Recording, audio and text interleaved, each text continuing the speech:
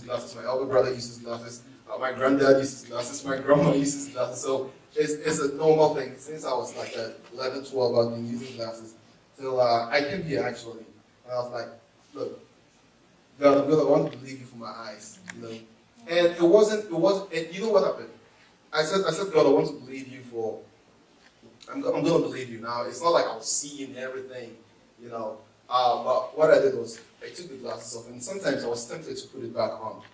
Because, you know, sometimes you look at things, and I just said, God, you know what? I'm going to believe you. And it wasn't, it's not that I was seeing any results, but I just, you know, and I would sit in class, and when I sit in class, like sometimes I'll look at the board and I'll be squinting because I wouldn't see anything. So maybe I'll go sit in front or something. But like, and at time points on one day I decided that, you know, after some time, I said, let me put the glasses back on. And when I put it, like, it got, my vision got better, strangely enough. And I put the glass back on, and when I looked through the glass, it was blurry. It was blurry.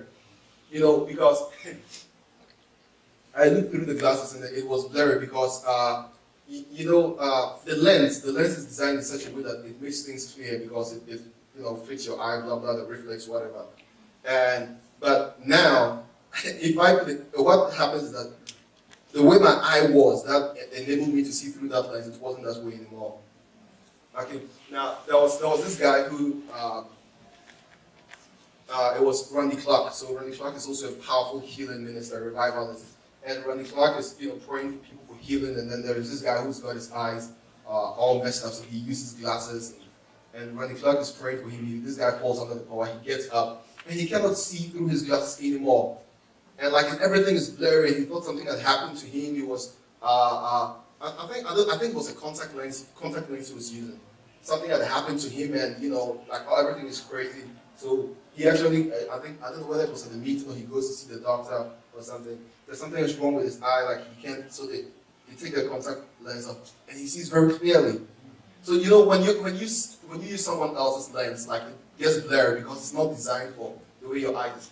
Meaning that his eyes had changed, like, you know, whatever was going on, he had got a healing, and when he took it off, everything was all right, you know. So you grow in faith, you know. You grow in faith gradually, like as time goes on. So you start letting wherever you are at, you place a demand just a little bit, and when you see the results, it emboldens you, and you know you have the audacity to go a bit further, and that is how you grow in faith. Start with the little things, you know. In a way, it doesn't have to be exactly the same. It could be something else. You get it. So Jacob, powerful healing minister, the man of reckless faith, and Kenneth Hagin, prophet. So Kenneth Hagin met him only one time, and I think Kenneth Hagin was at the meeting, and Kenneth Hagin was also at the same meeting, and Kenneth Hagin had gone there to. They were done with the service, and Kenneth Hagin's leaving, like the final day, I think that was, but he never even got to introduce himself really well. Kenneth Hagin is leaving, a young man at the time, and the Lord said to him, I want you to go talk to Jacob. And he had seen Jacob about to enter his car and leave the place. And the Lord says to Kenneth Hagin, I want you to go tell Jacob that he should be careful of three things. His love for money, he should watch his diet, and there was a third thing. You should watch his diet, his love for money, and something else. I can't remember what it was. So he said Kenneth Hagin says he get out of the car, and he's like, he probably wouldn't even listen to me anyway. You know, like, he just wouldn't listen to me. You know, sometimes that, you know, the Lord speaks to me, you're like, it's like sometimes the Lord has impressed something upon me or something talking about, like, this person. Because there's been situations, right, where the Lord has said something to me about maybe certain things. And I know that, like, I can tell that this person will not listen. Like, I've spoken to people before, and it's like they were listening to everything I said. And I thought they were, and immediately the Spirit of God said they did not receive that. And, you know, like, it has to take, it's not that easy. You know, it has to take the Spirit of God to work on you to keep on doing that. When you, like, I've spoken, like, someone told me, like, this person is going down this path. And I don't even know what is going on. The Spirit of God said, this person is going down this path. Talk to this person. Warn this person. Be very careful. Do this, do that. So, and I've spoken to people, and sometimes people do listen, sometimes they don't listen. And then after a while, I just see them going along the same path, just exactly that. And I'm like, have you got no sense at all? Like before you went down this path, like sometimes it's very it's because like it's demanding, and it's demanding. Like sometimes you want to sleep, and then the Lord will be messing you up about people, and you have to pray for people, and also God will bring maybe Emmanuel. Like He'll not tell me what He wants to say, but now I have to pray for him to get what he wants to say. When I could have been sleeping or doing, like it's not always that easy. Sometimes wake you up in the middle of the night and you will not sleep until you hear what he has to say. And just because he woke you up doesn't mean he's going to speak immediately. Like he's the boss, you're not. So like when stuff you go through stuff like that and then you talk to people or you give out and they sometimes it's easy to be like, you know what, I'm not going to do that again. I've done that so many times. I'm being honest with you. Like, look, I'm not doing this thing again. They can do whatever. But then when the Lord gives a message for someone like Jeremiah, like it's like fire burning in my bones. Sometimes I do it not because I want to, but like I know I will have no peace. And the thing that always goes through my mind is, why if you don't talk and then that the Lord is saying, you don't warn them or you don't give them the advice that God is saying. And so it's not always easy. But I've spoken to people like, hey, sometimes people wouldn't say. And sometimes I know good and well, this thing I'm going to say, this person will not receive it. But I still have the responsibility to tell them. And it's not easy when you know that like this person's not going to receive what I'm going to say. And then you have to still say it anyway. And they'll probably talk about you afterwards to someone. And even this guy came to me. And like it's not that you know, like sometimes, right? For me, like sometimes okay, so that you have to do that.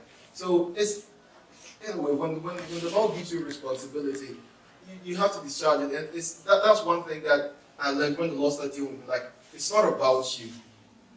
You know, like if you don't get that, you cannot be effective in the way that the Lord wants to use you in whatever capacity. Like once you realize it's not about me. You understand? Like someone can offend you and the Lord will say, pray for this person. You understand that people can do you also. Like this, I some time ago, like I've had people, everyone in here has, someone do something wrong to you. I've had that, I've had people do terrible things. Just like you all have. And then maybe the Lord will give me a dream or a vision of the night. And then I'll wake up and say, talk to this person. Pray for them. Do this for them. And for example, like if you believe the person was wrong, it has to take humility. For I know you were wrong, or maybe you've done something terrible, and then I'm still coming to serve you, because it's not about me. So you have to be able to look beyond yourself, and that is the thing. When the Lord calls you to do something, man, you have to die. That is the only way. It's not about you.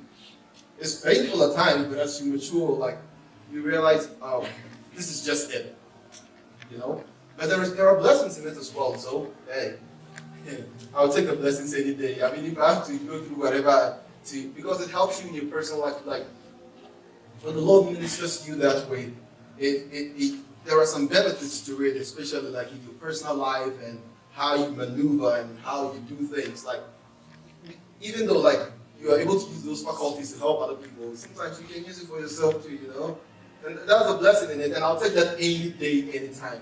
Like some of the things that the Lord maybe has made known to me or has revealed to me on some level or given me impressions about or has directed me on some level. Like if I look back and I imagine my life without that, I wouldn't want it. Like I actually wouldn't know how to lead. It's like I have to start afresh. Because I'm so used to living life with these tools and these faculties that if the Lord is to take it away, I wouldn't know what to do. So it's a blessing. It's a blessing. It's a blessing, to be honest with you. Although the blessing can be a burden sometimes. So Kenneth Hagin looks at Jack Coe and says, he probably wouldn't listen to me. He should watch out for his diet, his money, and I forgot what the third thing was. So he gets out of the car, like, he wouldn't listen to me. And he shuts the door and drives away. Jack Coe also drives away. In a couple of months' time, Jack Coe passes away. And it had to do with some, health implications, his food, and all of that. And yeah. So, this is an anointed man of God, a general of God, that he passed away not because he wasn't anointed, he wasn't watching what he was consuming. You know, you can be anointed like this William Branham. You know, he made some mistakes in his life. He began to teach some erroneous doctrines and some things. And William Branham wasn't an educated person, but the hand of the Lord came upon him. When William Branham was born, like an angel of the Lord appeared in that place. An angel of the Lord, when he was born, in a small cottage, his parents were poor. I mean, they were not even poor, they were broke. Like, that bad. They were broken. Yes, that's good there. And it was a cottage, like they had absolutely nothing. But when they gave birth to him, there was a light which came in the room, and his parents saw that light which came in the room. Now, that was an angelic presence, definitely. Now, when he grew up, so he was preaching at one time, and that it wasn't a Christian, I think it was ABC News. Now it's a big thing. They came and took pictures, because he had a healing ministry and all of that. And they took and they saw these angelic lights again over his head. So in some of his books that you write, you see the picture that they took. And they came to his home to interview him. So it wasn't like Christian who took it and you'd be like, hey, he's sacred. It was separate people who took those images. And yeah, and after, so that was William Branham, powerful man of God. And then one day he's praying in his room, and an angel of the Lord appears to him. And says this, and the Lord says to him, now he was having healings in his meetings, he was like 30-something years old. And the angel of the Lord said to him, now he had been hearing the Lord's voice to some degree as a kid, growing up. And these things, that is how it is. You mature and that you just don't get up and boom, you're there. As you begin to become faithful and you see what God has given you, it matures. Like the Lord wakes you up and says, hey, you know that when you are faithful in that, then you also learn. So he had been hearing God's voice to some degree, but nothing. I mean, it was so profound, like with his healings and everything. And then one day he's in his room praying, and he's praying, and an angel of the Lord appears. And the angel of the Lord says to him, I've been sent from the Lord Almighty to come to you.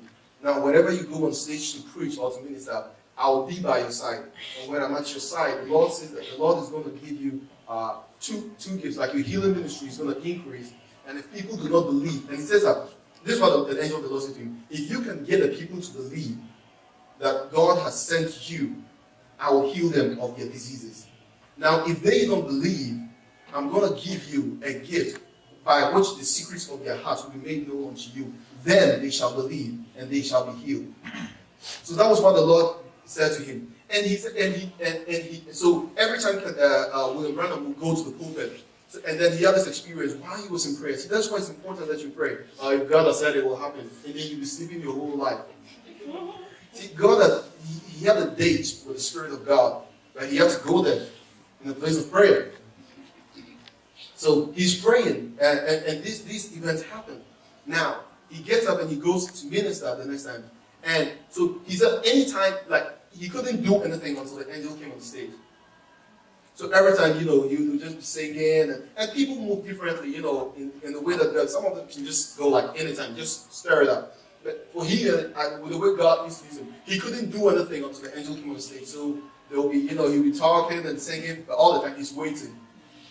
He's waiting for the angel to come. So he'll be talking and singing and trying to pass time and, doing all of that. And when the angel comes, like, he wouldn't see him, but he would sense his presence. He'd be like, oh, he's here. And then he would just sense his presence. That is sensitivity to the Spirit. So it's not all about sight. Like, it's difficult to explain how sensing things in the Spirit, but when you sense it, you know you sense it. Okay, so he wouldn't be able to do anything until the angel of the Lord comes. And immediately that the angel of the Lord comes, and usually during worship, and immediately that the angel of the Lord comes, so I said, oh, he's here. He's here. And then he said, you, right over there. You can even see some of the videos out there, but it was in black and white. You have to have like good sound to listen to. You, that lady over there. Or they'll have a healing line actually too. So the healing line, you'll be praying for people for the healing of their disease. And while he's praying for them, the Lord will begin to reveal things to him. So, I mean, with the brand, so, and at that time, the prophetic movement, so there was a period in church history known as the Dark Ages, where, like Christianity, the only things that were shown were maybe some other parts of the world that maybe was there, and the Catholic Church. Those were the representation of Christianity all over. So there was a restoration of and Peter had prophesied this. We will study about that sometime, about the Dark Ages. So when Christianity was being restored, that was when it started with Martin Luther, with the Reformation. where the Catholic Church had some practices at the time which was really bad, where people had to pay money for their sins to be forgiven, and like all these things. If you recite the Lord's Prayer in another language, they'll kill you. If you say anything, the Catholic Church didn't agree with that, they'll kill you. And Martin Luther was a guy who was a part of the Catholic Church. He was a monk, actually. And in Germany, and you weren't allowed to have the Bible. So if you get the Bible, a copy of the Bible for yourself, they'll kill you. Okay, so yeah. So Martin Luther was a monk, and so if you wanted to hear the word of the Lord, you have to come, and these priests will tell you, but they will manipulate you. So Martin Luther would just, as he was studying the scriptures, he was a monk in a monastery, and they had access to this material. He realized that, no, you don't even have to pay money to get saved. He first, salvation is by faith in Christ Jesus and justification. So he came up with this, what we call the 99 thesis, that he found out that this is what is essential. It's not what these priests have been. So he took the 99 thesis and went to the Catholic Church. When people are about to go to church, they had to open the doors, and he went and nailed the 99 thesis to the wall so that everyone would see it. And people were like, oh, really? Is that so? So they've been lying to us? And that was how the Reformation movement started. So there was a Catholic, and then it's called, what do you call it? Not Lutheran, Protestant. Yeah, the Protestant. So they were Protestant. Okay, so they were protesting against the practices of the Catholic Church. So that is why it's called the Protestant movement. Okay, and then from the Protestant movement, other movements came. They had the Latter Rain, and then it goes on, and then the Pentecostal movement, and from the Pentecostal movement there is a charismatic movement. So actually, even from the Protestant movement, then they also came the Holiness movement. So it's it was just going. God was just doing His thing, man.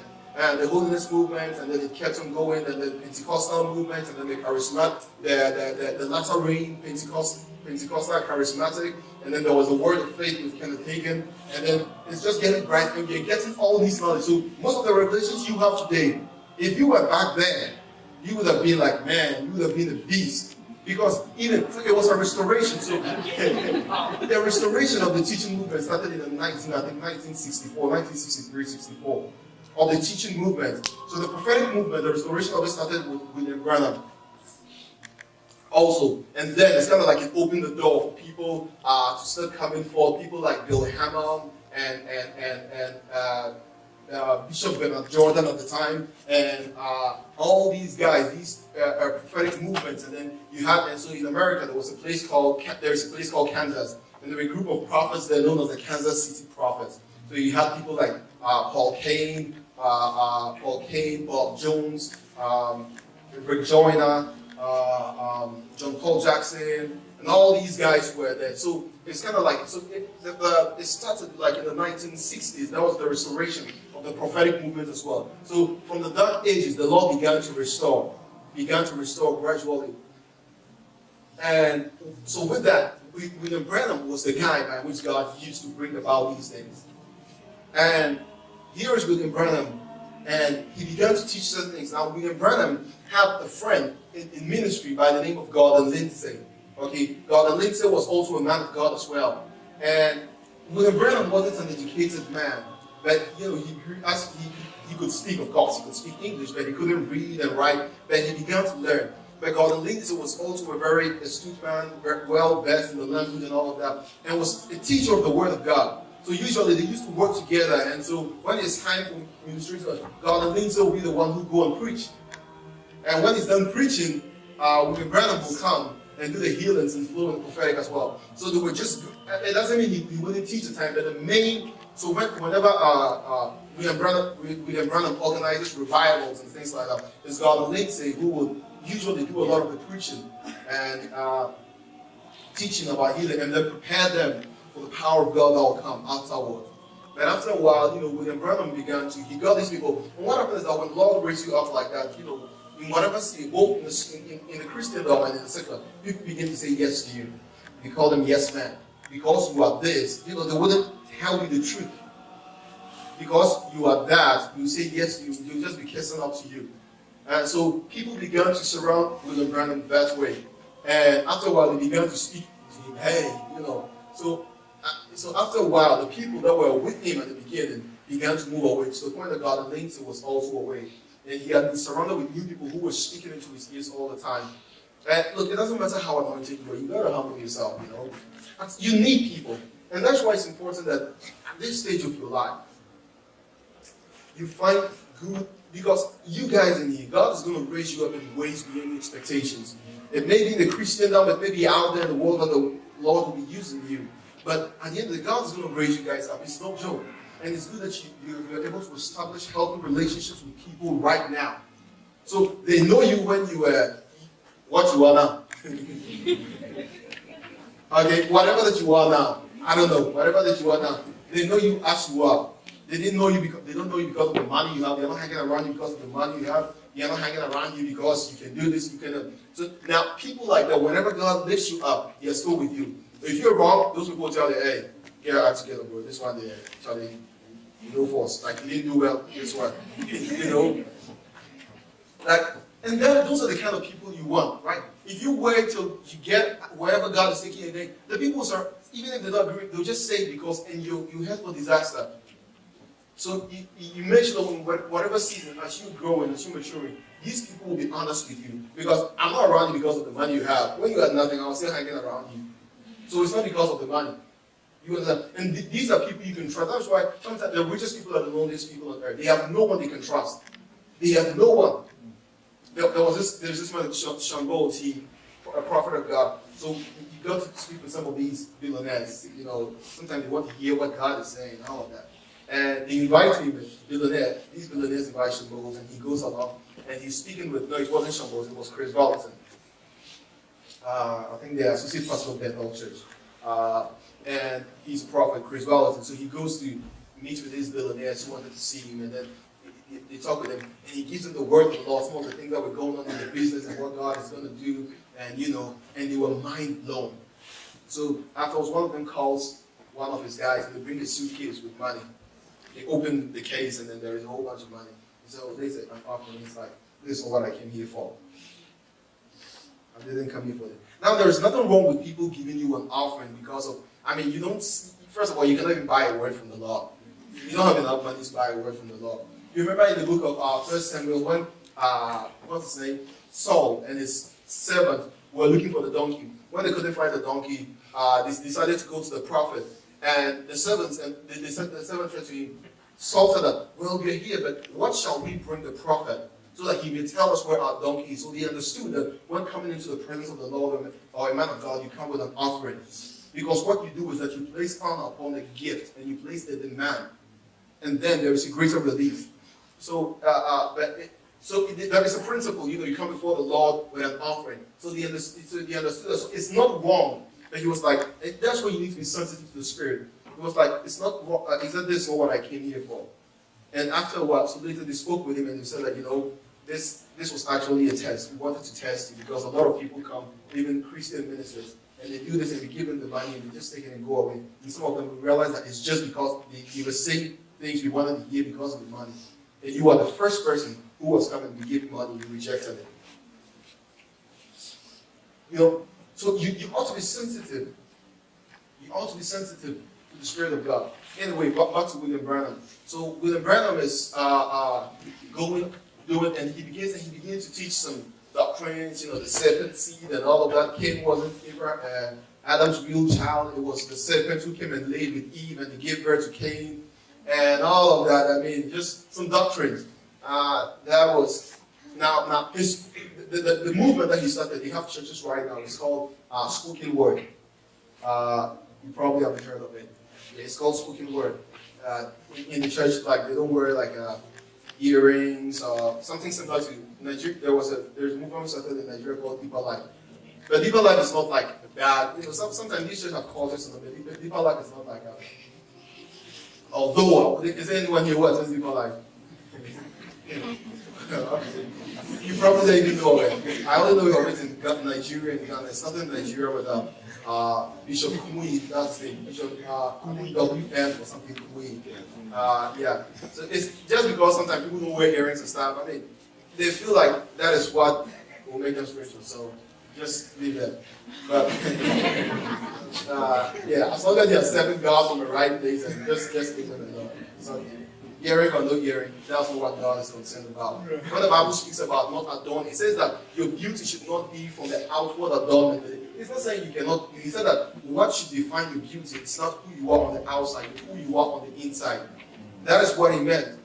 So anyway, but putting earrings are not really take you closer to God, really take you farther from Him. So there you go. Anyway, but so William Branham says, so he gets all these yes men around him and these people who tell him what he wants to hear, and then and it goes to a point when even God and Lindsay wanted to get close to him, like wanted the people around him. William Branham will tell him, hey, you cannot get to him. God Lindsay was ministry, who started the ministry and everything, he couldn't even get to William Branham. And William Branham didn't even know. And he told me, come back 3 days later, you come back and Kenneth Hagin, this same Kenneth Hagin again, he's a troublesome guy. Kenneth Hagin was in the ministry one time, and he prophesied and said that William Branham was got to repent. If he doesn't repent, now he quoted Paul in 1 Corinthians, that he's got to repent of his errors because he's a powerful man of God. And he thinks he's doing the right thing, but he's not. And he's not listening to correction. So Kenneth Hagin prophesied that he should repent. If he doesn't repent, God is going to hand him over to Satan for the destruction of his body so that his soul will be saved. Because he was bringing a lot of division and confusion in the body of Christ. So what God is going to do is that for his own salvation, because if he goes on, he's going to get to a place where he will be a reprobate or bring a lot of confusion, lead so many people astray. So if he doesn't repent, God is going to hand him over to Satan. He quoted Paul in 1 Corinthians. Can someone find this for me? God is going to hand him over. God is going to hand him over to Satan. When you go, you can check it out. God is going to hand him over to Satan for the destruction of his body and his physical death, so that his soul will be saved. He did it. So either way. So William Branham is driving with he's coming from a meeting with his son. His son was sitting in the back seat of the car. His son is called Billy Paul. And his son is sitting in the back seat of the car. And here is William Branham with his wife. And they're driving. And as they're driving, a drunk driver in this huge truck comes and hits the car from the side. It rolls over. Just destroy the car, messed up. It was all over the news. Even if you go Google right now, you see a picture of William Branham's car wreck. It's in black and white. But you see everything because he was really well known, not just in the church, but even outside of the church. And and when the accident happened, Billy Paul was just a kid at the time, and his wife had died immediately, and William Branham was almost going out, man. Like he was just there, but his son was unharmed, completely unharmed at the back of the car. So he says, so he finds out that his wife is dead immediately. Now there's the guy who's died. He finds out that his wife is died, and the son is in the back of the car crying, and he tells his son, he cannot even move. He tells his son, blood all over. He tells his son to take his hand and put it on his wife. And the son takes his hand and puts it on his wife. His wife comes to life. He dies. Even he died in power. My God. Even in this era, that is a way to go home. I mean, not that early age, but that's power, So what I'm saying is that even though you are anointed, there are certain things you need to take care of. Like Jacob, you need to watch your diet. William Branham, you need to be humble. You need to listen. So it doesn't matter. You can be anointed and still die early. Just because you are anointed, it's not a guarantee. Just because you're anointed doesn't mean you don't have to be obedient. Even if you're anointed, you still have to be obedient to the lead and the instructions of God. So we can have so many anointed people, how did they go away just like that? And they'll baffle you. They were so anointed. Now, I don't say that everyone who passed away young was disobedient. I don't know them. I don't know what. But the point I'm trying to let you know is that if you are not, it's just being anointed is not the only thing. You need to be obedient to the movements of God. You need to be obedient to the Spirit of God. You understand that? You need to be obedient. We spoke about it at the beginning of the year. Obedience to obey is better than to sacrifice. Okay? So you train yourself in that place of prayer and seeking the face of God and fasting and prayer. Then that is it. So back to the story of Charles Palmer and William J. Seymour. Now, that was when slavery used to go on and all of the time, and it was still it had changed a bit, but it was still there, you know. And William J. Seymour was a slave in the house where some Christians used to go have service. Now they were all white people, Caucasian people, and anyway. So the people who used to meet in the house there was Charles F. Parham. Charles Parham, that was his name. Now, Charles Parham also, I began talking about the restoration of the movement of the church. Charles Parham was the one that God used to bring about the restoration of speaking in tongues. Okay? So from the dark ages and all of that. So there you go. A little church history for you. So Charles Parham would meet in this building. He finally got a school of ministry at the time. I think he went to 17, I don't know, I can't remember. But Charles Parham would be teaching these people the power of the Holy Ghost. And then there was this slave in the house there. Now, black people weren't supposed to mingle with white people. So there was this servant, this black-eyed, one-eyed black man, one-eyed black young guy there who was a servant in the house. So they weren't allowed to go in there to participate in the meetings because whites and blacks didn't mix. So even while they're having service, this servant would go and get to the bottom of the door and sit there and create a crack through the door and just be listening to all that is going on.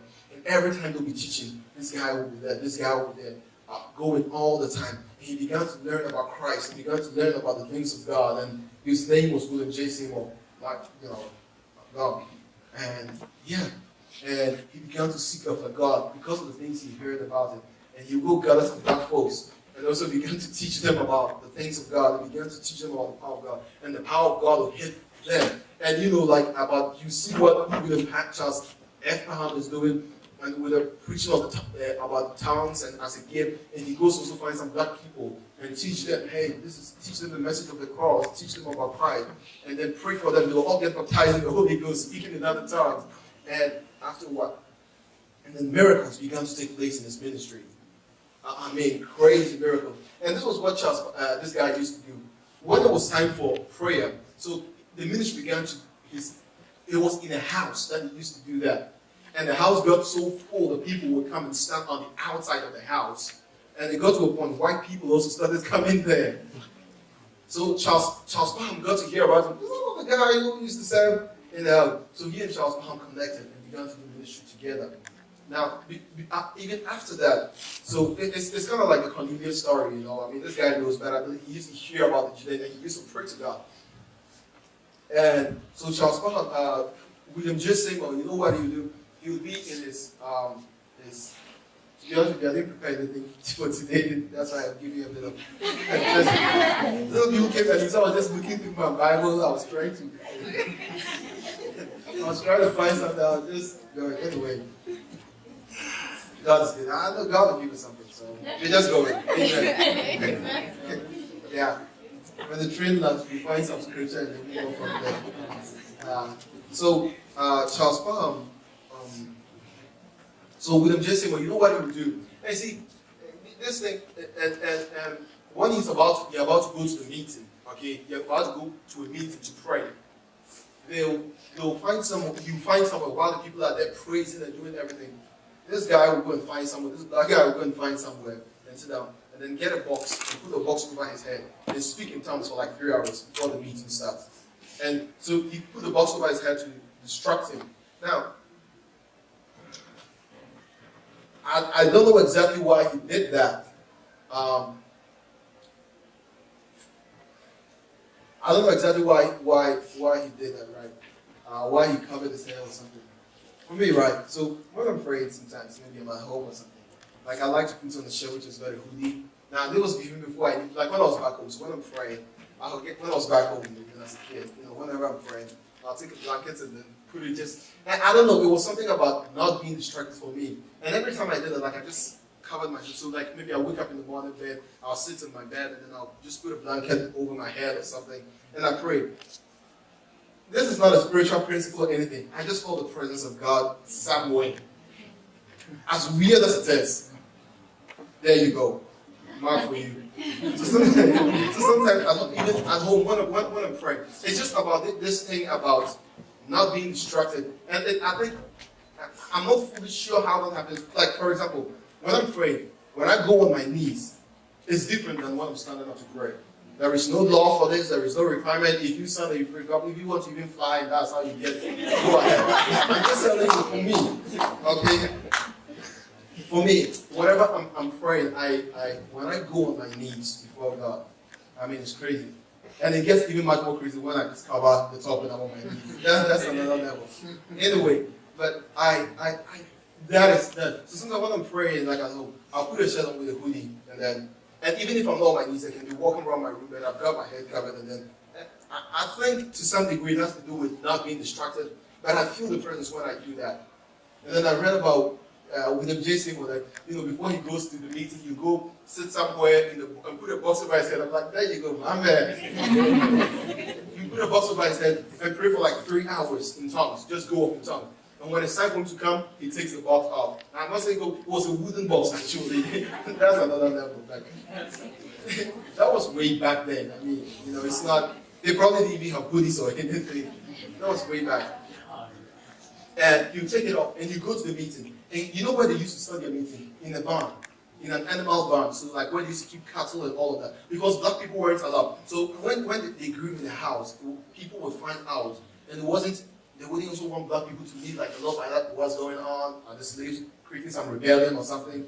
So they'll go to the farmhouse, okay, the barns, where there is straw and sawdust everywhere, where the animals are. They'll keep the animals to one side and few people in there, even white people, all of them, secret meeting. And when he comes back, he would pray for people. After praying in tongues for like 3 hours with his head covered, not looking at anything, go and go. And there's something about praying in tongues, man. It unlocks something. It just unlocks a realm for you. It's good when you're doing, you're praying, it's good. It makes you really sensitive. But you also need to have time where you're not moving. You close your eyes to avoid being distracted. And you pray in tongues. And don't go up even really fast. Just take your time and listen to yourself as you're speaking in tongues. Do that. Listen to yourself. Sometimes you can just pray and just going, and then you're good. And that is good. See, there are different ways of praying. But it's also good when you're praying in tongues. You give God time. You don't rush. I enjoy spending time with you. Let's chill. Let's sit down. And then you sit down. Look, you're getting like 3 hours from me. 1 hour, 2 hours, whatever it is, 30 minutes.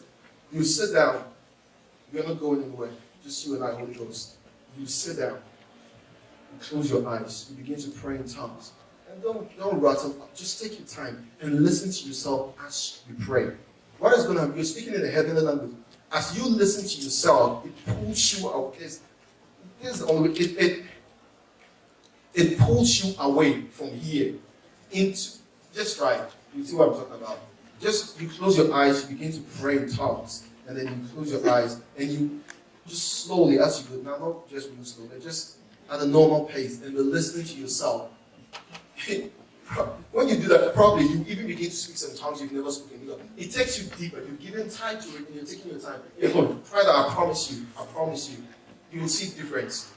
Because it's much more intimate. You're not just doing it. You're conscious, you're giving time to it, you're giving your attention to it. And as you do that, if you keep on doing it, it will get to a point in time. Sometimes when I pray that way, there is a holy fear that comes upon me. Like, when I began to pray that way, there was a time I'll pray that way, and sometimes I'll have to stop and open my eyes.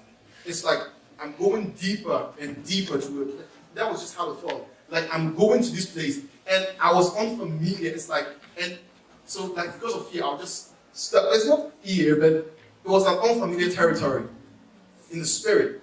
But when you even feel that, don't quit. Just keep on going. You will break through that realm. Do that. Okay? So he would come back. And I believe maybe that was one reason why. I don't know why Seymour did it, but I believe that's one of the reasons why.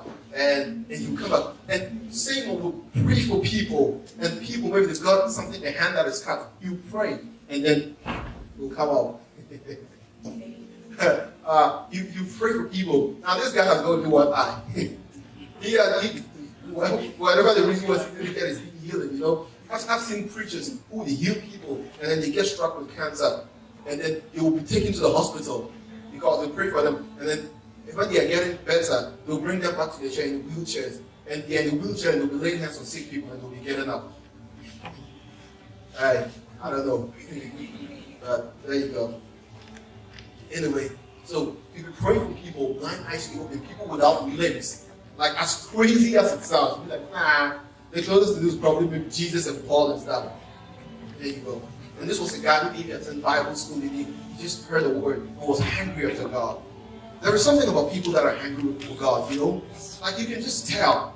And people like that, God is not looking for the prettiest people, He's not looking for the smartest people, He's not looking for the most educated people, He's looking for hungry people. He's looking for people who want more, who know that there is more to God than this, who cannot afford to live the same. God wants people who are tired of living life as usual, like same old. They want more. They want more. There was a woman, one of my favorite biblical, I don't know, like just one of my favorite characters ever. Maria Woodworth is a woman. She's just one of them. Now, this was in the time where women weren't even allowed to preach. You know, it was, the culture of the time. Women weren't allowed to stand in public and all of that. And Maria Woodworth would have meetings. You know, one time so she was there, and the Lord gave her a dream. The Lord said, I want you to sleep. She's like, God, this is a culture, they don't allow anything. God says, I want to use you.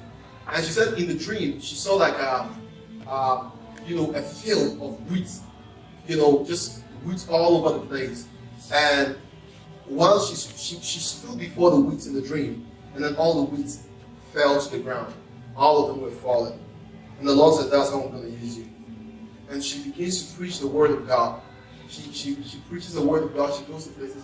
And Maria would work there with preaching. And just like a dream, while she's preaching, people would fall under the power of God. Everybody, would just be hitting the floor just like that. Because the power, and while she's preaching, people will go into visions and trances. And people go and have visions of hell and come back screaming and then repent.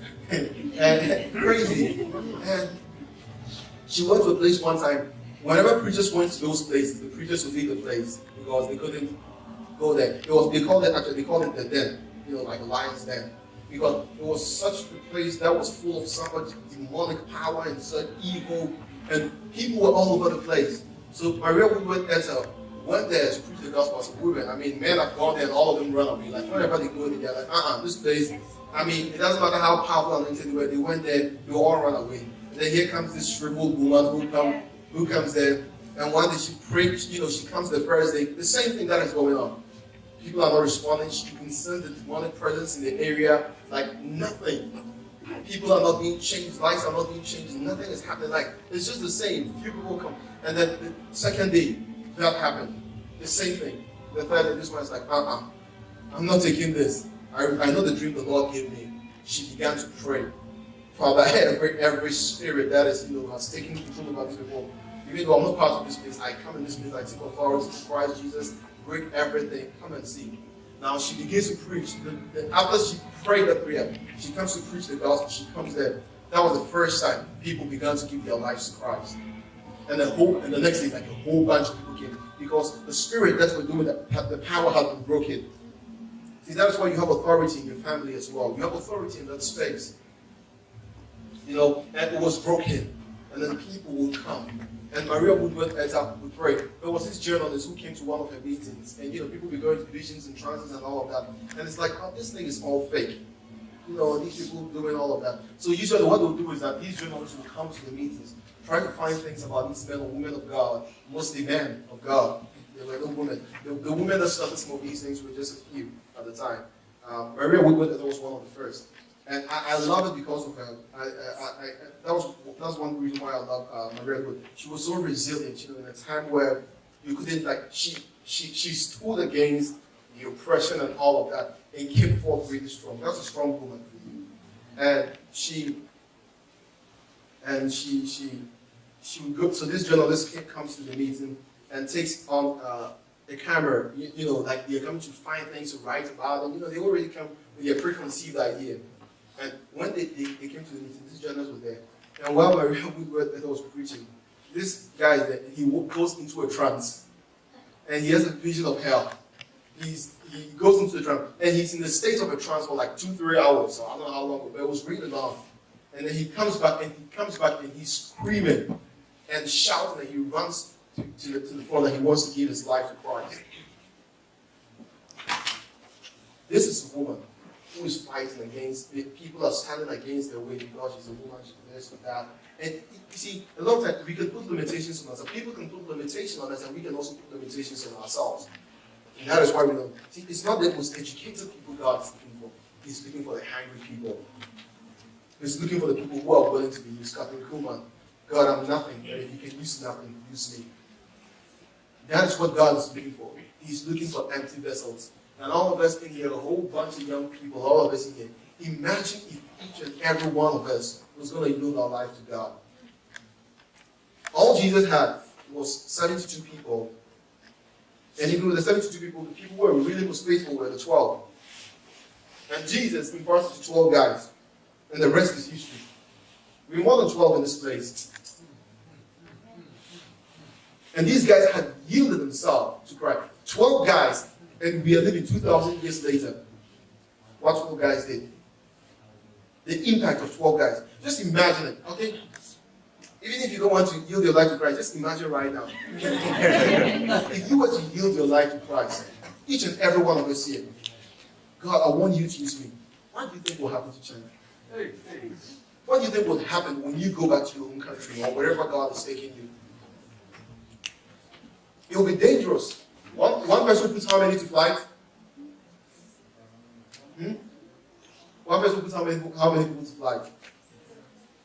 And two people put how many to flight? 14. So one person put 1,000 to flight. Two will put 10,000 to flight. Praise God. Oh, because I said 7. That's why. I heard someone say 7. So, imagine if you were to yield your life to God. Imagine that. Look at these men of God who adore. And it's just one person who made this decision. You know what? God, I'm going to serve you. And then you see maybe someone like Bishop Jakes' church, 30,000 people. Or you see Joel Osteen, 50,000 people. Right? Although Joel Osteen didn't start the church, his father was called John Osteen. His father used to hang out with like the Higgins, and his father was like a Pentecostal guy. But it was quite a church, but Joel just took it and blew it up like just crazy, you know. And a lot of people criticize him, and I don't know why they criticize him. Right?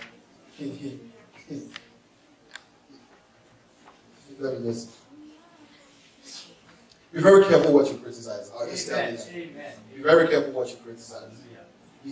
You don't even know what you're criticizing. It's just funny when I see people. Anyway. Okay, so what was I saying that I went off on that?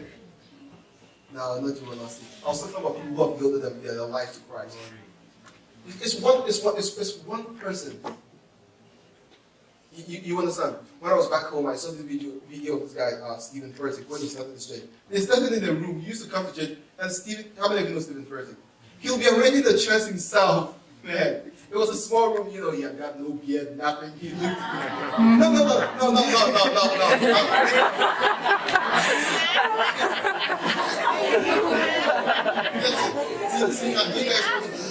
No.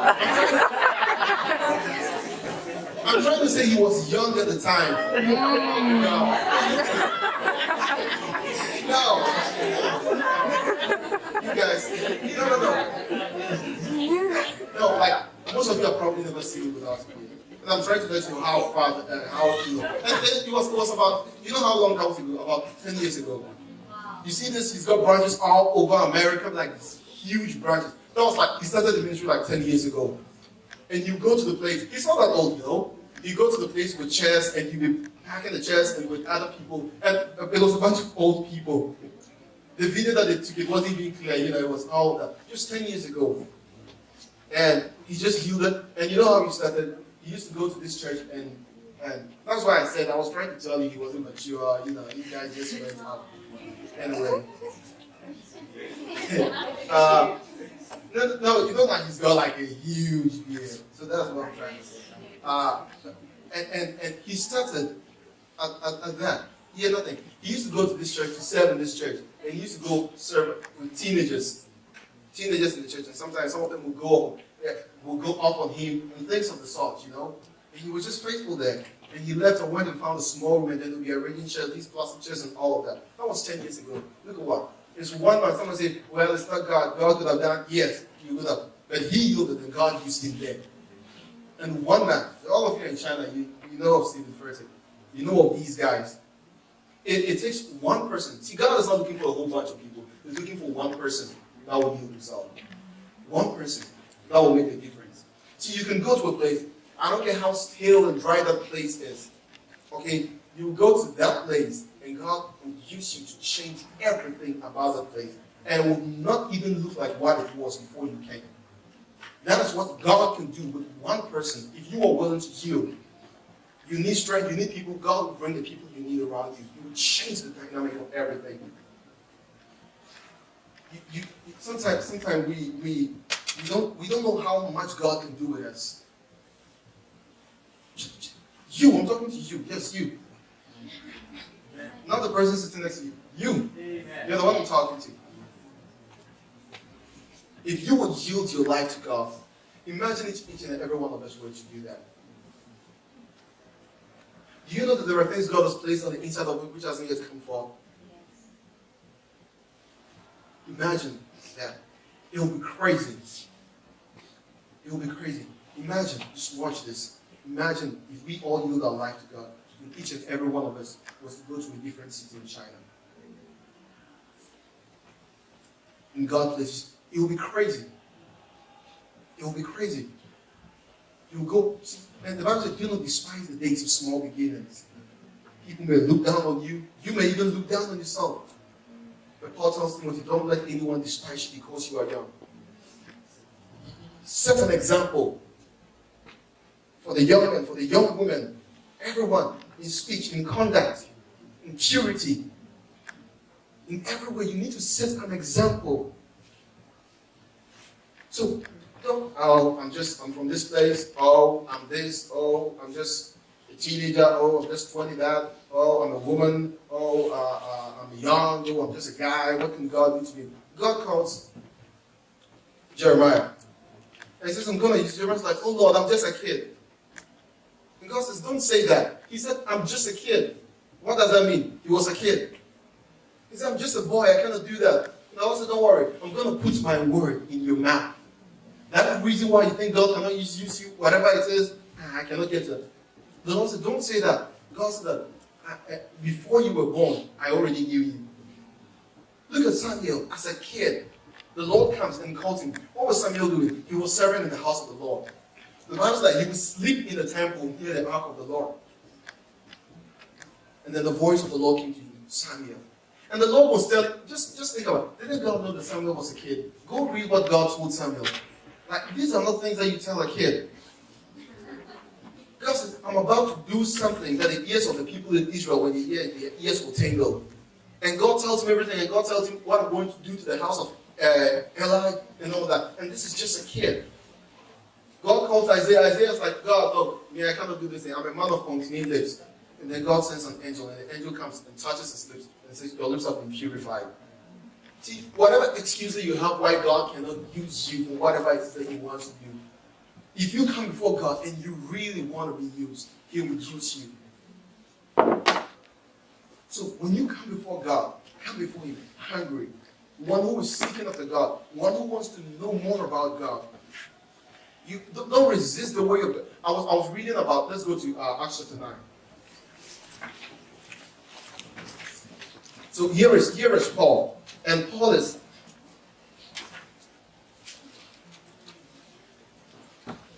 here is Paul. And Paul, I'm going to show you something.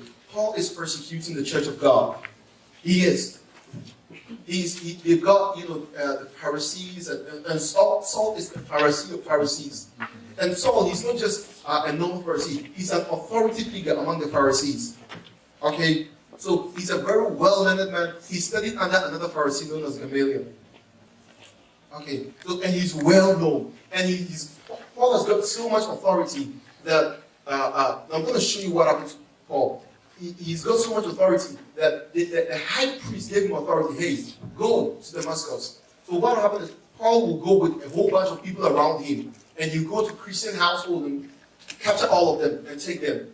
And when they take them back to Jerusalem or wherever the high priests are, Paul will vote for them to be killed because they are Christians. That was the life of Paul. And Paul is on his way. So Paul has been sent by the high priest. Go get more people. He's got a letter of approval from the high priest. Go get more people and bring them back so that we can kill them. I'm going to show you just exactly what we're talking about, how God dealt with this guy. Now look at what the Bible says, Acts chapter 9. Meanwhile, Saul was still breathing out murderous threats against the Lord's disciples. You see the word that the Bible uses? He was breathing it out. Like, it's not even like he breathes the destruction of Christians. When he breathes, Christians are terrified. He breathes murder. That is in your Bible. Against the Lord's disciples. He went to the high priest and asked him for letters to the synagogues in Damascus, so that if he found any there who belonged to the way means Christ, okay, the faith, who belonged to the way, whether men or women, he might take them as prisoners to Jerusalem. As he neared Damascus on his journey, suddenly a light from heaven flashed around him. He fell to the ground and heard a voice say to him, Saul, Saul, why do you persecute me?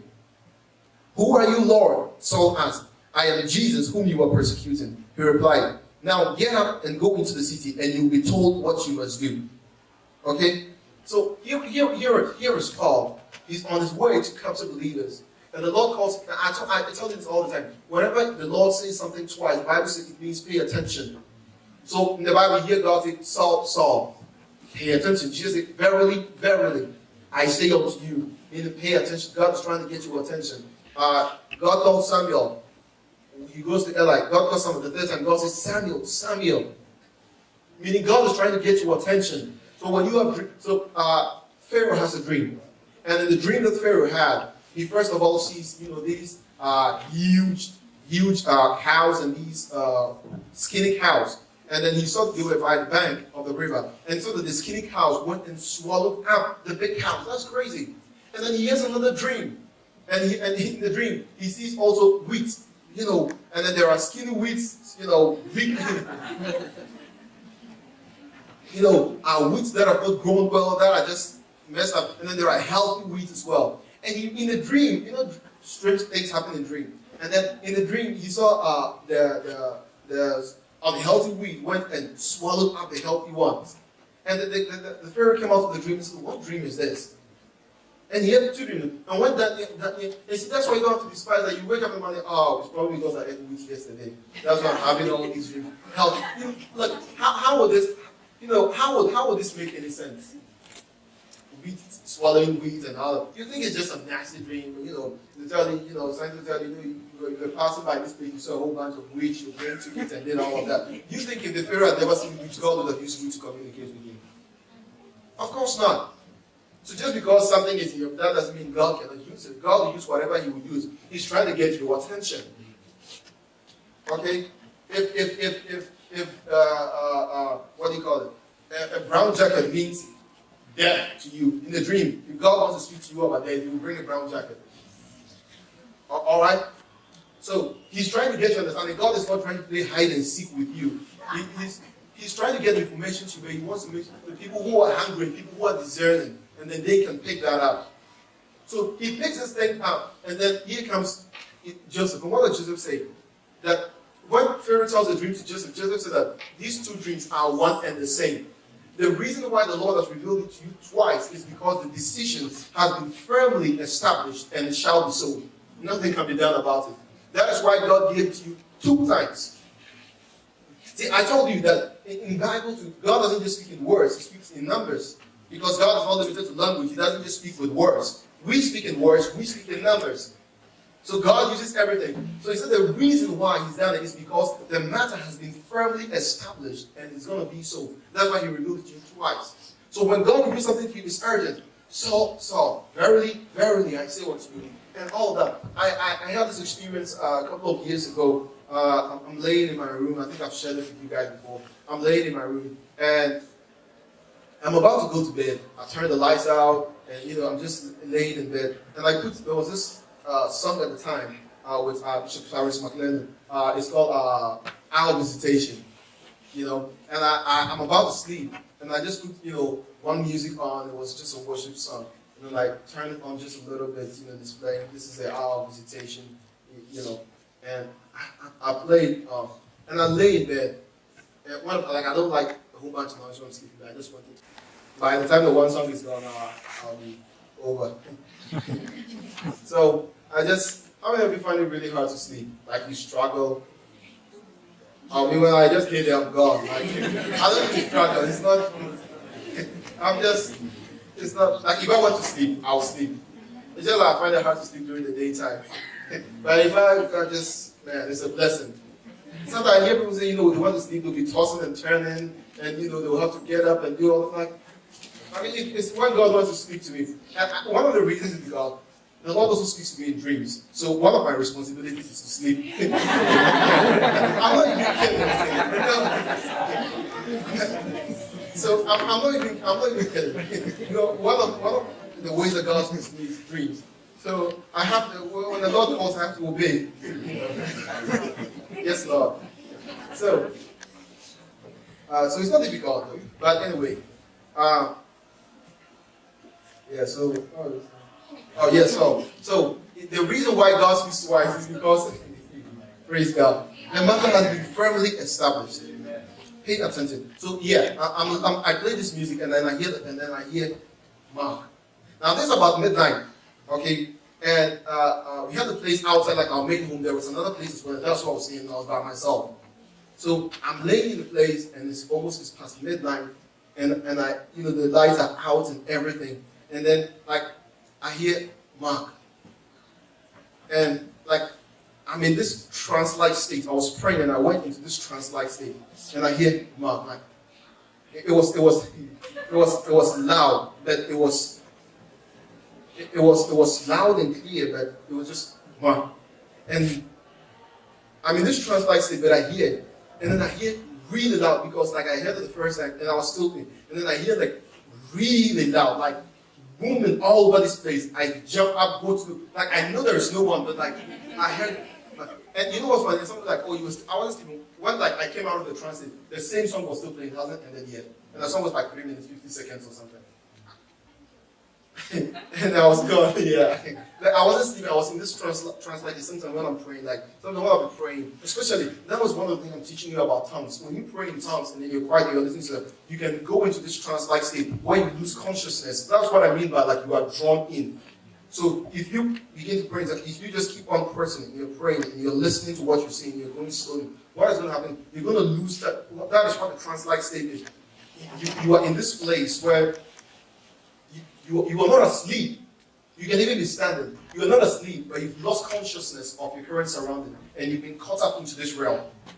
So that is what happened. So that's sometimes the Lord does that with me. There can be a particular season where the Lord, if I just sit down right now, I'll go into a trance.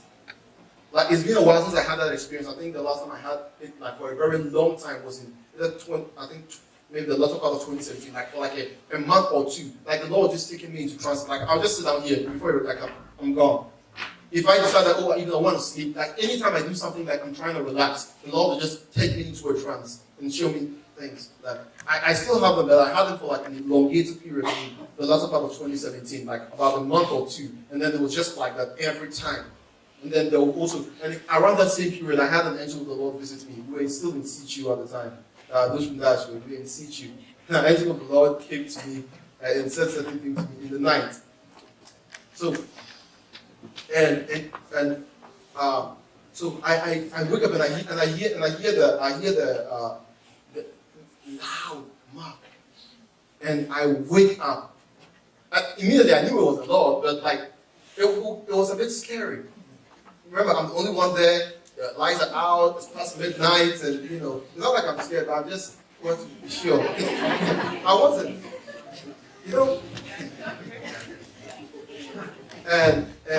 And then after the Lord just put me on the inside and said, "Son, I know you. I see you."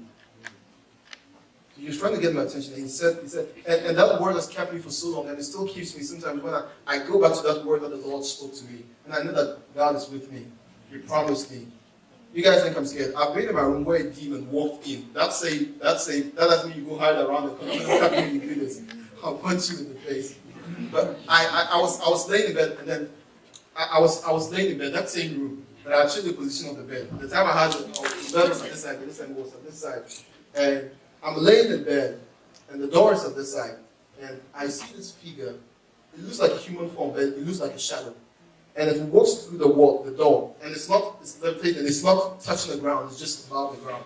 And it's just standing there watching me. And I'm sleeping, but I can see it. I don't know, my spirit, I could just, I think I was praying a lot, like that with sensitivity to the spirit, you know. I see it. So immediately I see it. And waking up from bed is not difficult for me. Sometimes I wake people up and like if I wake up, like I'm just awake, like I'm as conscious as though I wasn't sleeping. That is just me. So immediately I wake up, I just wake up and I look at the door. And I haven't turned the lights all out too.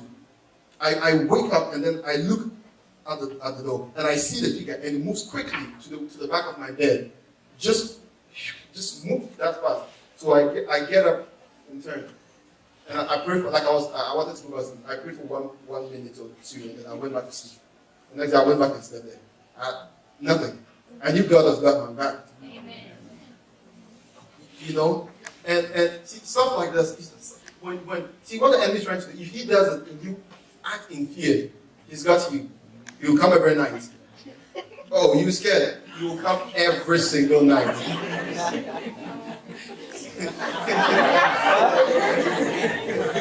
It's your own visitation, huh? You know, so you need to, when the Lord says something to you, God uses people too. You're doing something, Alina comes to you and says, hey, be very careful about it. You like, God, talk to me about this. And then Alina comes and says, hey, be very careful. And then Michaela also comes and says, be very careful. And you probably haven't even spoken to them about it. God says, you know, Charlie, 2 times. You need to be very careful. This is something, a matter that the Lord has taken seriously. So God says to him, Saul, Saul, why are you persecuting me? Don't you know it's hard for you to kick against a wall? And he says, Lord, who are you? See, he recognizes, I don't know who you are, but I know you are Lord. At the name of Jesus, every knee will bow and every tongue will confess that Jesus is Lord. This light shines from heaven, and he falls off his horse. And the people around him didn't see anything, but they heard. Verse 7 says, look, the man traveling with Saul stood there speechless. They heard the sound, but did not see anyone. Saul got up from the ground, but when he opened his eyes, he could see nothing. So they led him from the land into Damascus. For 3 days he was blind, and they did not eat or drink anything. And we are still talking about how the Lord can use you. Okay? So immediately, look at Paul. You see how Paul was in the Christian faith? You see how aggressive he was? Like how, it's not like he did that one. This guy, immediately he had an experience with the Lord. He's like, Lord, I acknowledge you as Lord. Who are you now? He said, I am Jesus Christ of Nazareth, with whom you are persecuting. And that is, in your walk with God, man, you need to be aggressive. You need to be persistent. It's not a joke. Those are the kind of people that God wants. This guy wrote half of the New Testament, for crying out loud. He was there killing people. So, you see, immediately his response to God was that of a surrendered heart. And he goes on, and there is, so here is he's yielded. And then there is also another disciple by the name of Ananias, who is in Damascus. Now let's go to the place where Saul is going to kill people. Now, let's read on what is this.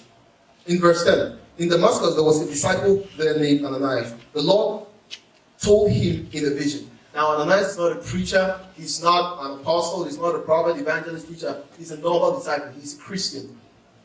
And here he's got a vision from the Lord. Yes, Lord, he answered. The Lord told him, go to the house of Judas on Straight Street and ask for a man from Tarsus named Saul, for he is praying. In a vision, he has seen a man named Ananias come and place his hands on him to restore his sight. Now, here is a man by the name of Ananias, who is just a Christian, but who is in love with the Lord. And the Lord comes to him in a vision. He says, go to this place. The Lord begins to, see, that's why I said, you don't have to be a preacher or something for God to use you. You don't have to be a preacher, an apostle, an evangelist. You don't have to be there for God to use you. All you have to do is surrender. Here is Paul. The moment that he was confronted by the Spirit of God, by Christ, what did he do? He surrendered. Lord, who are you? And whenever God confronts us, whether it's sin or it's righteousness, whenever God confronts you, you surrender to God. You don't resist the way of God. And that is how things will unfold. Here is all. Immediately you surrender. See, God is a God of now. God is not pushing you for later. The Bible says that now is the hour of salvation. See, God, everything, His promises, they are yes and amen. God is the God of now. Immediately, that this guy surrenders his life. What happens? He has a vision. He goes into a vision, and he sees a man by the name of Ananias come and lay hands on him. Not even 2 days into his believing in God. Just the moment. See, that is what happened. You know what unlocks the realm of God to you? By giving it everything you've got.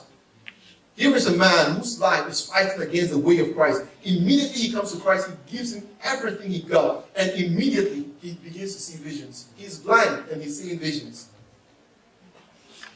Immediately. And that is the result of a yielded life. Yield your life to God. Die to yourself. Ananias, he's not a preacher or anything, but God still uses him. It's not about the title. The Lord comes to Ananias, hey, listen, come here. There is this guy. He came from a place called Tarsus. He lives on the street called Straight Street. He's living in this house. Go and pray for him. And Ananias was scared. He's like, God, look, I've heard so many things about this guy. He came here to kill me. He came here to kill us. And the Lord said that he's a chosen instrument. And I'll show him how much he must suffer, how much great things he must suffer for my name's sake. And Ananias goes and lays hands, healing. He's a believer. All you have to do is to be yielded to God and to respond to God. If you fight God, you're not going to win it. But God is going to let you do it. You cannot fight God. God has got a plan for your life. You need to yield completely to God. And that is what God requires of you and I, to live a yielded life. When God says pray, you pray. When God says do this, you do it. And that is in the little things. When you obey in the little things, he that is faithful in the little, God will make him rule over much. I promise you, if you are not faithful in the little things, nothing is going to come. It doesn't matter how many prophetic words you receive, how many prayers and anointed hands. If you are doing nothing and waiting for a big break will never come. It starts with you being faithful in the little things. And God is calling you and I to a place of faithfulness. When we will be faithful and we will surrender. I've told you a story about William J. Seymour. This was a guy who was hiding. It wasn't even acceptable. And the rest of it is history. See, you see the Pentecostal movement that we talk about, and from the Pentecostal movement, there was the charismatic movement, all of that. That was as a result of William J. Seymour, the black guy who was there with one eye. This movement with the speaking in tongues that has spread all over the world, William J. Seymour. He was not educated. He was a slave for Christ. He had only one eye. A young man. He had everything against him. He had a reason to complain against God. But he yielded himself. The point is, if you yield yourself, God is going to make it great. You know that the biggest Pentecostal, the first and biggest Pentecostal denomination in the world is the Assemblies of God Church. That is the church that I'm part of, all over the world, Assemblies of God. Now, the Assemblies of God Church, so after William J. Seymour, like his ministry, he started doing the healings and all of that. There was a ministry which came out of William J. Seymour's ministry called the Church of God in Christ. So in America, they call it Kojic. Church of God in Christ, Kojic. Now, it's a predominantly black church because it was William J. Seymour. And it was first mixed with, blacks and whites and all of that. And because of like some of the things that was still going on, the racism and all of that, the white people, some of them who were there, wouldn't want to submit to black leadership. Or they had problems. There were problems from the government here and there. So they separated, and that was how the Assemblies of God movements came out. Okay, so it's also something that God did, but there was tension, there was all of these there. So Kojic is still like a big thing. It all started with one black guy. So you see the biggest Pentecostal denomination in the world, the Assemblies of God, the Church of God in Christ, speaking in tongues, everyone. The reason you are doing it here is because back in the, I don't know whether 1800s or something, there was one black guy there who yielded to God for a restoration. He wasn't educated, he was a slave. Imagine what would happen if you were to yield to God here. With all the opportunities you have, you don't need to hide to listen to the word of God. What can God do with you? If you would surrender as a man, as a woman, what God would do with you would blow your mind. Amy Semple McPherson, young lady, gave her life to Christ. See, these people, there is nothing unique about them. Paul says in 1 Corinthians chapter 2 that most of you that think of what you were when you were called. Not many of you were of noble birth. But God chose the foolish things of this world to shame the wise. He chose the weak things of this world to shame the strong. You think I'm weak? That's exactly what I want. So that no flesh will glory in my presence. People know that this is the Lord's doing and it's marvelous in our eyes. Amy Simple McPherson, God so, these people, miracles, signs, wonders. Amy Simple McPherson is driving with her kids one day. And someone buys a shoe for her kid, right? Someone buys a shoe for her kid. And the shoe comes, and the shoe is small. But you're going to return it back. It's a gift someone bought for you and all of that. So they decided to just keep it. And the mom tried, the mother tried it on the kid, and the kid was like, this is so small. You cannot use it. And the kid asked the mother, so what happened with the Israelites when they were walking in the desert for 40 years? And the Bible actually says that the Israelites, as they walked in the desert for 40 years, God sustained them. Even the shoes on their feet did not wear out. But as they were growing, the shoe also grew. Because they were in the desert for 40 years. And the mom said that, and there was a story that they used to share all the time. And the mom was like, oh, God increased. It's like, can God do that? And the mom was like, of course. And the mother takes the shoe, prays over the shoe, the guy wears it, and it fits. Amy Simple McPherson. Her church was called the Angelus Temple. Hollywood at that time wanted her church. You can go, the church has been got a Wikipedia page and everything. Hollywood wanted her church to use it as a theater, for their movies and all. It was really huge. It was called the Angelus Temple. One woman who had nothing working for her.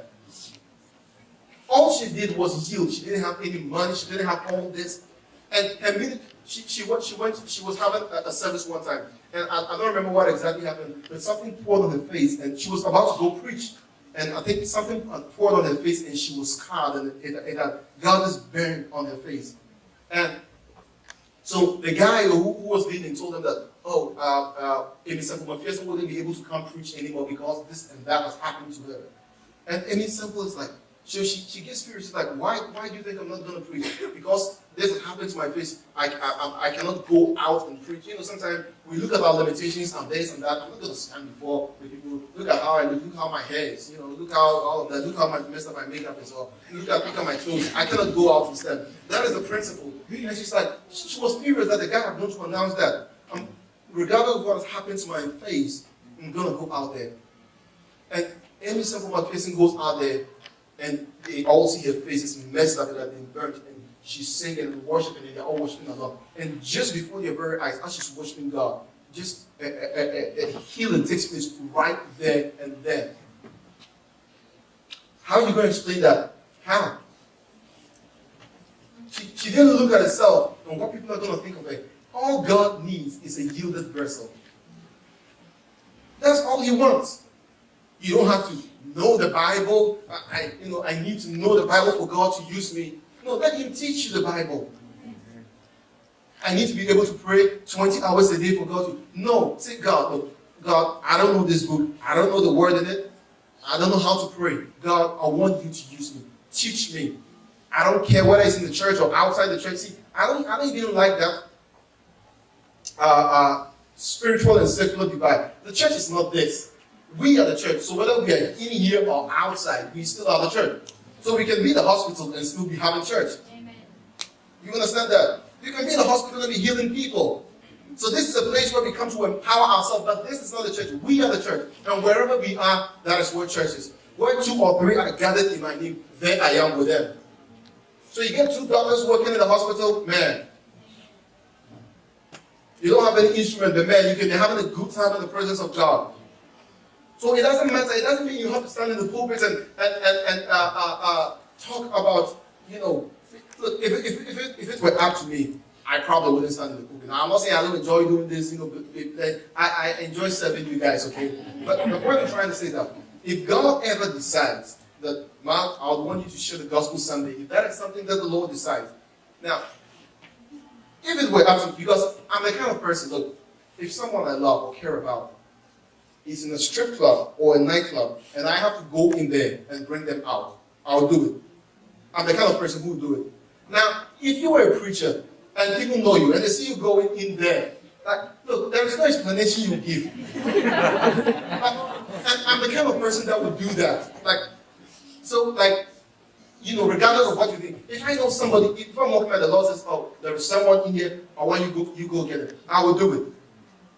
So I don't want you to be doing that. People will be seeing me and be judging me and all of that. That is why, like, if it were up to me, I usually don't like to be in front of, to be honest with you, I usually don't like being in front, but it's something that the Lord has been doing to me, like, ever since I was like 13, 14, like, the Lord always sets me up and then pushes me in front there. He sets me up and pushes me in front there. And I've learned to yield to Him. But like, if it were up to me, because the things that I do, or the things that I would say, for that matter, might ruffle a few feathers.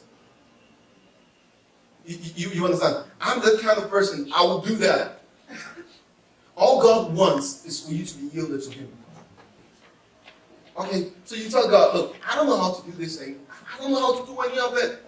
I don't know how to read the Bible. I don't know how to pray. But God, I want you to use me.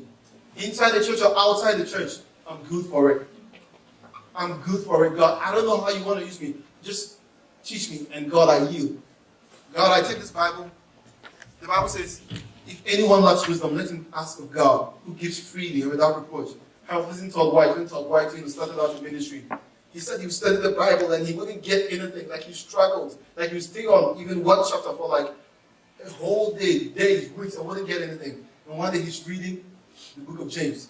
And he comes across the passage. If anyone lacks wisdom, let him ask of God, who gives freely without reproach. And he says it's like a light went off in his head. That's it. He says, that's it. I lack wisdom. I'm wisdomless. That was his exact language. Like, he didn't know any better. Look at what he's saying. I'm wisdomless. Like, he doesn't know anything. Todd White was a drug dealer. He was shot at, dealing in cocaine and all of that. In prison and all of that. And he submitted, he said to God, look, oh my God, this is it. I lack wisdom. God, give me wisdom. The rest is history. You don't have to be all of that. God, teach me your word. You take the word, God, I don't know how to do it. God, even if it's going to be one verse, you're going to empower me with. Teach me, Lord. And you go before God, you need to have a teachable spirit. I don't care where God is going to use you, whether in the church building or outside there, whatever it is that God has for you, the key to it is to be yielded. Just be yielded. That is all it takes, man. You're going to pray to God. Go in a yielded and teachable spirit. Don't go into prayer all-knowing. You heard someone use some spiritual jargon, you're also going to use it, and that doesn't impress God. Go to God in a humble and a meek spirit. And I promise you, God is going to empower you so much, you wouldn't even know how empowered you are. And when you come forth, my God, the things God is going to do with you in your meekness. See, in the Beatitudes, in Matthew chapter 5, it says, blessed are the meek, for they shall inherit the earth. Meek doesn't mean weak. It means power under control. A lot of times, people think that being meek means being a weak person. When you see someone who is weak or, those of us, or whatever weakness that it is, or the person is really fragile, oh, he's really meek. No. Meek, when you study that word, the word means having power under control. Okay, so I use this example. It's like someone who is extremely broke and they say they're humble. Okay, it could be that you really are humble, but it's also be that you're broke. If you're broke, you're humble to it. Like, if I need food from you, I could be humble in a second. Do you understand that? Like, I will be really humble. Like, if I need something from you, I'll be really humble. Like, have you ever been stuck in an examination hall, you didn't know an answer? The way, like, when we were back in junior high school, like my friends and I, man, we can get really humble in exam if we get stuck. You'll be talking to people. It's not. You get real humble there. Someone you probably don't know, you see that this person doing the exam. Then when you make your face and everything, seriously. So, situation can cause you to be humble. You can say, oh, you're humble. Let's put some money in your hand and see if you're still as humble as you are. Then you will see. So, being, and I'm not saying if you don't have money, you're not humble. I'm just saying that, you have to be tested. So now, if we put money in your hand or everything you need in the world, and you are still humble, you're still down to earth, then you can tell that this person is really humble. You understand? And that is what the word means. Blessed are the meek, for they shall inherit the earth. But it doesn't mean weak. It means having power, but being able to control it. That is what it means to be meek. Now, if you study that word in the Greek that is used, the origin of it is that, this is the origin of that word. It means like someone who has got a sword, but is not using the sword until it is necessary. That person is meek. Okay? Now one of you see in martial arts, when they practice martial arts, it is very similar to the principle they use in martial arts. You know what they do in martial arts? They practice it. Martial arts is a discipline. I'm not talking about the ones they do with their chanting and all that. I'm just talking about the artistic karate. Those ones. They just practice in martial arts. And what happens is that when they practice martial arts, it's a discipline. What they're trying to do is trying to discipline themselves. So you learn how to fight, but not fight. So the point of learning martial art is not to fight. So you learn how to use something, but see, when you know how to use something, and you don't use it, I mean you've got self-control. So that is the point of martial art. They learn how to fight, so they don't fight. It means discipline. There was this, what was it called? They were interviewing Michael J. White. He's a martial artist. He's an actor as well, Michael J. White. And they were asking him about Jean-Claude Van Damme and, like Steven Seagal and the other guy. And Jean-Claude Van Damme is a very good martial artist. Very good. He actually helped Michael J. White get on his first movie. I think it was a real old movie. I've forgotten the title. But he helped Michael J. White get on one of them. It was his movies that he brought him on, like the first movie, and in the sequel, he gave Michael J. White like a bigger role. I think he was his adversary in the movie. They were interviewing and they asked Michael J. White, is Jean-Claude a martial artist? And he's like, no, he's not. Because what happened is that Jean-Claude Van Damme had gone into this drug use and abuse of it, and he now looked really old. I think he's got himself back together now. But like he was using drug and abusing. And he said, the point of martial art is to be disciplined. So it's not because you know how to fight. It's because you know how to do something and you've achieved discipline for that. So even though he knows how he's practiced martial arts and everything, but because he's not been able to apply the discipline, he's not a martial artist. And the point, and the thing is that so you learn how to fight, but you don't fight until it's necessary. So let's say I've practiced martial arts. This guy is messing me. I don't go around trying to beat everyone, show everyone. That means you are not a martial artist. So that is the point of when the Bible says you are meek. It means you know how you have a sword and you know how to use it, but you still keep your sword sheath. And you're able to come under control. Then you are meek. It has to do with self-control. So when the Bible says, blessed are the meek, for they shall inherit the earth. There you go. And God has called us, and God is going to empower you, and God is going to make you so meek. You have so much potential, and people may look down on you. But when God brings you out there, my God, when you draw out that sword, glory to God. You understand that? God will use you to do great things. And in the process, when God is making you, He keep you meek. You'll be able to do a lot of things. And God will still say, sit down. God, I can sing better than they. Sit down. Until you stop thinking that you should sing because you can sing better than they, you continue to sit down. Because you've not attained meekness yet. Being able to do something and still be disciplined enough to honor someone else who is doing it. And God will keep you there. God will empower you. You'll be like a secret weapon. When it looks like all others failed, when it looks like the kingdom is going down, Saul has missed that, God will bring David forth. That is what God will do. So be patient in the making that God is, in the process that God is taking you through. In the making of the Lord, you need to be patient. And you need to trust God. I promise you, look, all I came to tell you today, I didn't have a word from the Lord today, but I was trusting God for a word today. And I wasn't even like, when I come and I don't have anything, I'm not even shaking or anything. Because I know God is going to give me something. God is going to give me something. You know why I started all this from? This guy was talking about someone who was Jesus. He was preaching and loud. Like, I can get a message from anything. Glory to God. Praise God. And I knew God was going to give me something. You understand that? So, you need to yield yourself to God. I promise you, this is a message from God to you. Yield yourself. Well, I don't know how to do this. It doesn't matter.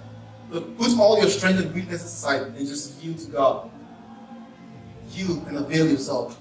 And God will use you in a mighty and marvelous way. God is going to blow your mind. God is going to do with you exceedingly abundantly and above. All these people God used to do were nothing. Paul, Peter, he was a fisherman. He was a fisherman. These guys were tax collectors. I mean, some of them, the disciples, they were teenagers. They were a bunch of teenagers that God used to change the world. Amen. The only one who was not a teenager among them was Peter and probably Matthew as well.